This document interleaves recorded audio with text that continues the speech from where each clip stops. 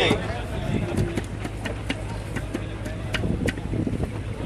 यावेळेस स्लोवर पण टाकला त्याची ओळख आहे. अर्थात 14 षटक चालू आहे. चांगल्या स्थितीमध्ये दिसतोय फाईट.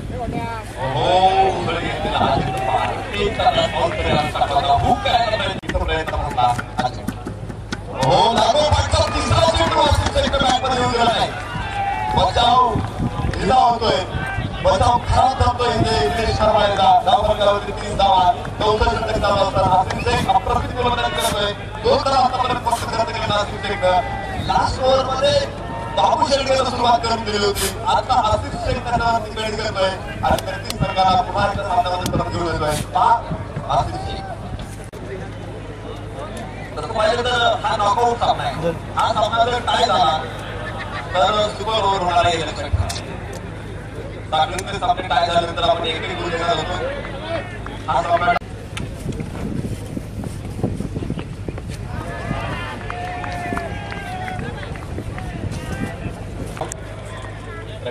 अखेर सातत्याने गेली 10 लाख दिवसाच्या मैदानामध्ये उपस्थित आहे.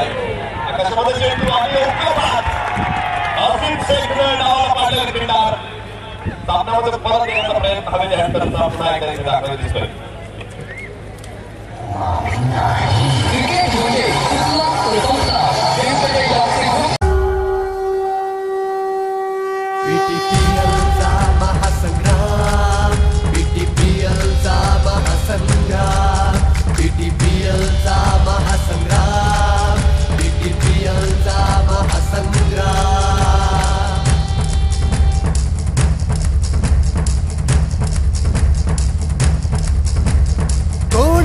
कोण हारे संघाला या कोण तारे. कोण जिंकेल कोण हारेल संघाला या कोण तारे. कुणी बाजरे देई सादरे जिंकायाला खेळ आज रे.